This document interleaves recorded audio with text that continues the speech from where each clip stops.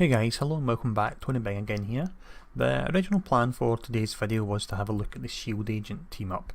Now, what I have decided to do, however, given that I have unlocked them, is have a look at the variant of that, which is a Hydra Double Agent team up.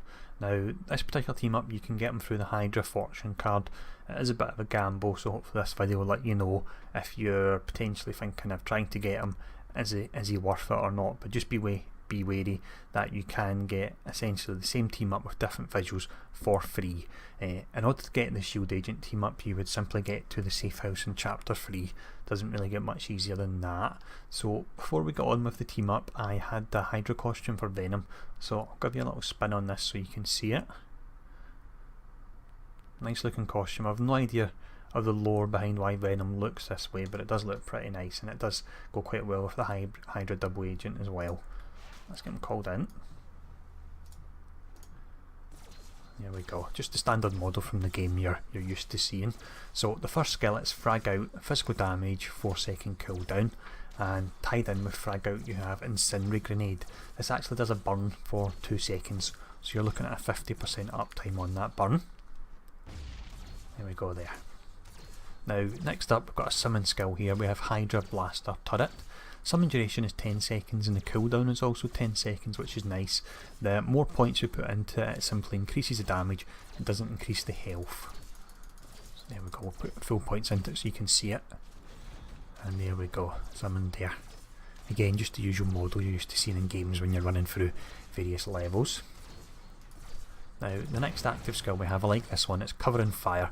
It's very simple, but I like the idea behind it.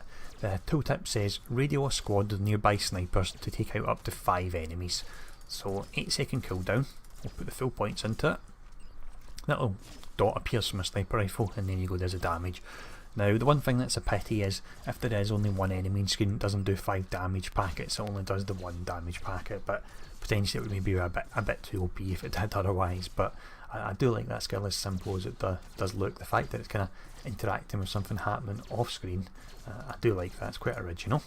So we have in our summon setup here, it's Hydra Power Brawler, and following that up is Hydra Heavy Gunner. So we'll place points into them, you can see the health and damage goes up. There we go, and we'll get them called in. I like the models for both of these. There we go, that's pretty nice looking. Once we've got all the skills going, you've got the turret called in as well, and the sniping, it really does look nice combined. So for the signature we have Fire in the Hole, so it's just a hard hitting 30-second skill. The actual animation on it does look really nice. There we go, I do like that explosion there. So let's get the setup I would be using in active mode activated. So with this, as much as I do like the summon side of this hero, looking on the forums, it's really not efficient at all, unfortunately. They're quite undertuned, the summons, so all our points are really going into the hardest hitting skills. There we go there. So we now see all these summons coming in and snipers shooting and grenades going off, so that will look nice.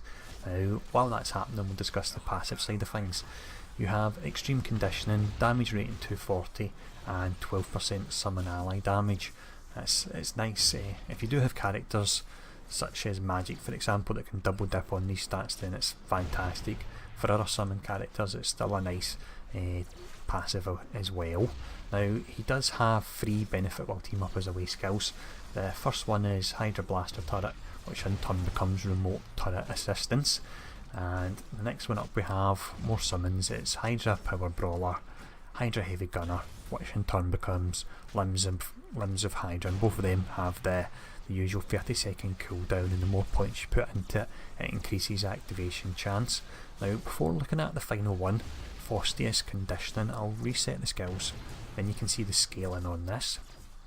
So let's see, now with 1 point you're talking at 180 defense rating and 2 deflect. We put max points into it, 357 defense and 4 deflect. A bit underwhelming really. So what I'll do is I'll put points into the passive setup I'd be using. As much as I was saying the summon side of things, I do feel like they're undertuned. I would say that the defensive passive there is even more undertuned, so I'm avoiding putting max points into that. Just drop the 1 point and then we put 7 points into the 2 of these, and it brings us up to 11% chance in hit. So there we go, that's a passive setup I would use. Now I reckon I'll continue the free-to-play theme later on and have a look at the Firestar team up. She can be gained through achievement rewards. It is a bit of a slog, but she's a nice looking team up, so I'll get a video for her up later on. So as usual, hope you enjoyed. Please like, share, subscribe, and I'll see you all again soon.